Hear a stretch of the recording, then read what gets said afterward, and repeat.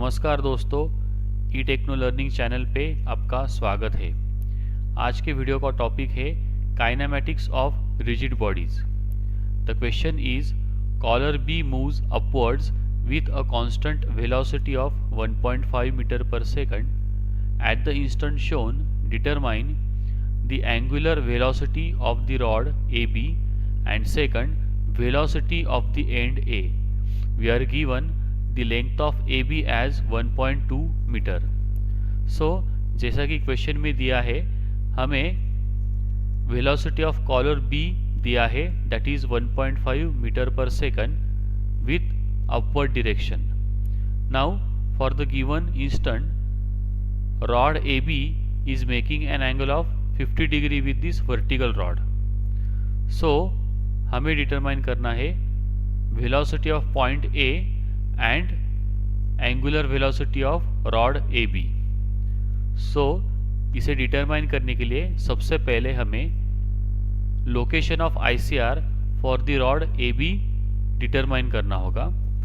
So this is rod AB and this is velocity of point B.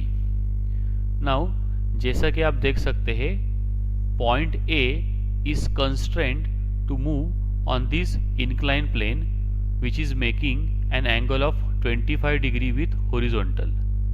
इसके लिए velocity of point A will also make an angle of 25 degree with horizontal. Now ICR के exact location के लिए सबसे पहले हम velocity of point B को एक परपेंडिकुलर ड्रॉ करेंगे. Similarly we will draw one perpendicular to velocity of point A. तो हमें एक इंटरसेक्शन पॉइंट मिलेगा. Let us say this is point I. So this is our instantaneous center of rotation for the given scenario.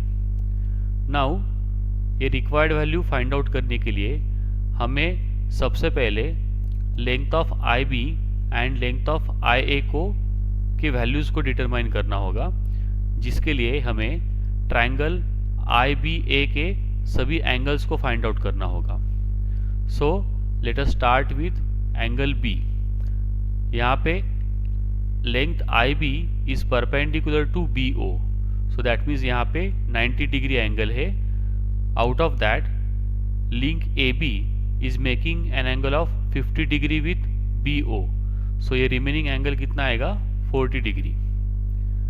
Then in triangle A B O ये angle है 50 degree and then this one is 90 degree, सो ये remaining angle कितना रहेगा, 40 degree. Out of that, angle made by VA with AO is 25 degree. So angle between AB and VA will be 15 degree.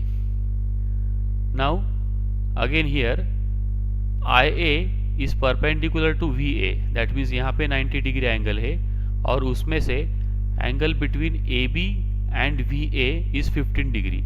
So यहाँ पे remaining angle will be 75 degree. That is between IA and AB. Now in triangle IAB, remaining angle will be what, 65 degree. That is 180 minus 40 minus 75. Now ये सब angle determine करने के बाद let us use sine rule to get these values of IB and IA. So we write in triangle IAB using sine rule, length AB upon sine 65, then length IA upon sine 40, then length IB upon sine 75. Now सबसे पहले हम length IA को determine करेंगे.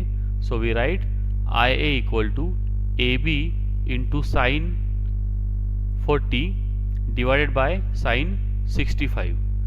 So हमें AB का value दिया है, that is 1.2.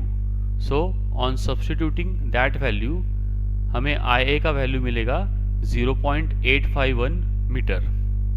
Similarly length of IB will be cross multiplication here again, AB into sin 75 divided by sin 65.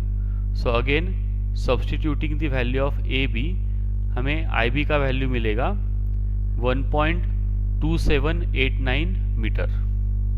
सो ये दोनों दो वैल्यू डिटरमाइन करने के बाद let us right the equation for velocity of point B.